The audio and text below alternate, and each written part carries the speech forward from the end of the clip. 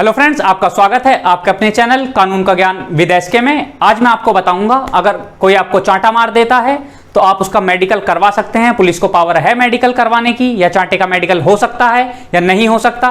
तो चलिए video start करते हैं, नजर डालते हैं आज की वीडियो पे। तो आज के इस टॉपिक में मैं आपसे बात करूंगा आईपीसी के कुछ सेक्शंस के बारे में।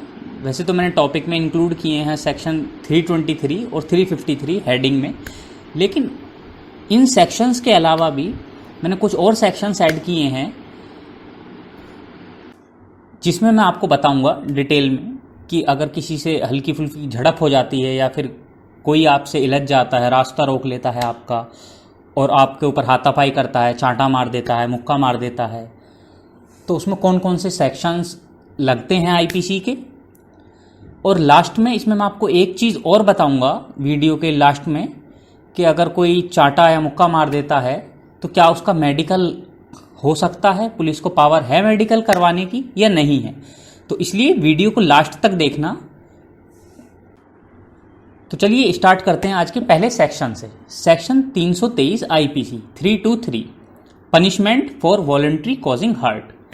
इसका मतलब हुआ कि किसी को जानबूझ के हर्ट पहुंचाना, नुकसान पहुंचाना, तो उसके लिए क्या पनिशमेंट है, वो है 323 में डिफाइन। दूसरा सेक्शन है इसमें 341 आईपीसी।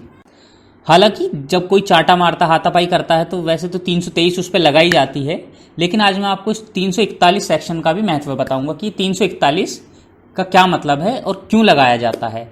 323 के साथ में 341 का लगाने का मकसद यही है कि ये जो दफ़ा है वो क्लियरली कहती है कि किसी का रास्ता रोकना, गलत तरीके से उसके जाने में अड़चन बनना, तब 341 लगाई जाती है। 341 और 323 को मैंने कुछ पॉइंट्स में डिफाइन करके आपको समझाने की कोशिश की है। तो चलिए एक बार ज़रा इन पॉइंट्स पे नज़र डालते हैं। फर्स्ट पॉइंट में पहले जो पुलिस थप्पड़ और मुक्के के जो विवाद होते थे उन्हें सीआरपीसी की दफ़ा 107-51 के तहत निर्वाह कार्रवाई करके निपटा देती थी। लेकिन अब किसी ने अगर थप्पड़ मार दिया है तो पुलिस केवल निर्वाह कार्रवाई करके काम नहीं चलाएगी, बल्कि आईपीसी की दफ़ा 323 व 341 के तहत केस दर्ज करेगी। सेकंड इसमें है कि सीआरपीसी की जो दफ़ा 107-51 थी वो असंज्ञेय अपराध था, नॉन कॉग्निजेबल ऑफेंस की श्रेणी में आता था वो। तो उसमें क्या होता था, पुलिस उसे मुलजिम को ले जाकर कोर्ट में पेश कर देती थी, वहाँ उसे अपने कैरेक्टर को सुधारने के लिए वार्निंग्स देकर छोड़ दिया जाता था। लेकिन आईपीसी की 323 जो धारा है वो भी असंज्ञेय अपराध है, नॉन कॉग्निजेबल ऑफेंस है। लेकिन जो 341 है वो कॉग्निजेबल ऑफेंस में आती है, जिस कारण 341 323 के साथ में लगाई जाती है। फिर जब दोनों धाराएं एक साथ लग जाती हैं तो फिर वो कॉग्निजेबल ऑफेंस माना जाता है। तो फिर उसमें पूरी पुलिस जांच करती है, इन्वेस्टिगेशन करती है।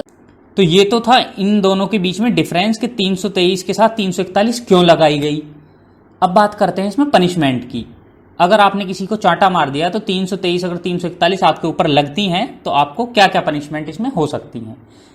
फर्स्ट 323 में तो 1 साल तक की आपको सजा हो सकती है, 1000 तक का फाइन हो सकता है, या फिर दोनों भी कोर्ट कर सकता है। 341 में 1 मंथ तक की सजा है, फाइन है इसमें 500 रुपये तक। अब बात करते हैं, अगर कोई भी व्यक्ति किसी सरकारी आदमी के साथ मारपीट कर देता है, ऑन ड्यूटी किसी को जो गवर्नमेंट का, पब्लिक का सर्वेंट है, गवर्नमेंट सर्वेंट है, उसके साथ अभद्र व्यवहार कर देता है, तो उसके ऊपर कौन सी दफाएं लग सकती हैं। 323 और 341 तो हो गई है कि अगर आप किसी आम इंसान के साथ में गलत व्यवहार करते हो, थप्पड़ मारते हो।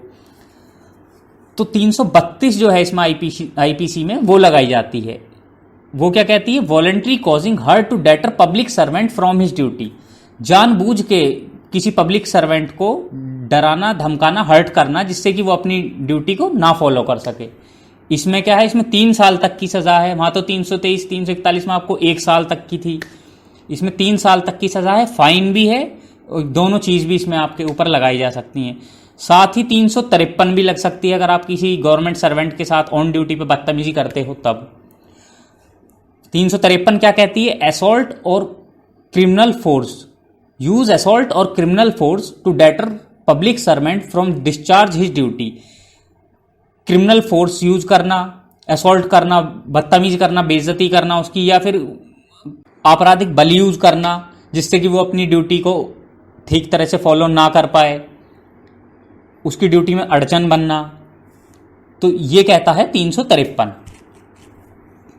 तो इसलिए अगर कोई भी सरकारी आदमी, कोई भी सरकारी कर्मचारी अगर अपना ठीक तरह से ड्यूटी फॉलो करता है तो उसकी ड्यूटी में अड़चन ना बने, वरना आपको इसमें 2 साल तक की सजा हो सकती है, फाइन भी हो सकता है। लेकिन एक चीज मैं आपको और बता दूं, सेक्शन 188 जिसका मैंने अपनी पिछली वीडियो में भी जिक्र किया था आईपीसी का, जो लॉकडाउन में ज़्यादातर लगाया जा रहा है, अगर आप किसी भी सरकारी कर्मचारी के साथ में जो ऑन ड्यूटी हैं लॉकडाउन के टाइम पे मिसबिहेव करते हैं तो आपके ऊपर सेक्शन 188 की भी कार्रवाई उसमें की जा सकती है। Disobedience to order duly promulgated by public servant. वो कैसे लगाई जा सकती है? वो ऐसे लगाई जा सकती है, आपको ऑर्डर है घर में रहने का लॉकडाउन में, और आपको कोई मान लीजिए पुलिस वाला ही बाहर रोकता है कि आप घर में रहो, क्वारंटाइन रहो या अपने घर से बाहर मत निकलो, तो आप उसके साथ मारपीट करते हैं, के ऊपर 188 भी लगाई जा सकती है उन धाराओं के साथ साथ में। 188 में जो है 6 मंथ तक की इम्प्रीजनमेंट है और फाइन है। दोनों चीज भी इसमें एप्लीकेबल हो सकती हैं। तो ये तो थी कुछ आईपीसी की वो सेक्शंस जो छोटे मोटे जो क्राइम हैं, थप्पड़ मारना, लड़ाई करना, झगड़ा करना, इन सब चीज़ों में लगाई जा सकती हैं। अगर आप गवर्नमेंट के किसी सर्वेंट के साथ बदतमीजी करते हैं तब भी, या फिर किसी नॉर्मल या आम इंसान के साथ करते हैं तब भी। अब बात करते हैं लास्ट में उस टॉपिक के बारे में जिस पे वीडियो बनाई गई थी, medical of slap is possible और नॉट। थप्पड़ मारना जो है, अगर आपने किसी को थप्पड़ मारा है तो उसका जो मेडिकल है वो पॉसिबल है या नहीं है। जो मेडिकल होता है, थप्पड़ मारने का भी मेडिकल हो सकता है, पॉसिबल है पूरी तरह से, और घूंसा मारने का जो मुक्का कहते हैं जिसे, उसका भी मेडिकल पॉसिबल है। लेकिन ये ड्यूटी बनती है इन्वेस्टिगेशन ऑफिसर की, जो जिस टाइम पे वो क्राइम कमिट हुआ हो, जो ऑफिसर वहाँ पे मौजूद हो, जब आपने उसे कॉल करके बुलाया हो, कि वो आपका मेडिकल करवाए, आपको लेकर जाए मेडिकल ऑफिसर के पास में। सो फ्रेंड्स, ये थी आज की वीडियो। देखा आपने एक चांटा मारना किसी को कितना महंगा पड़ सकता है।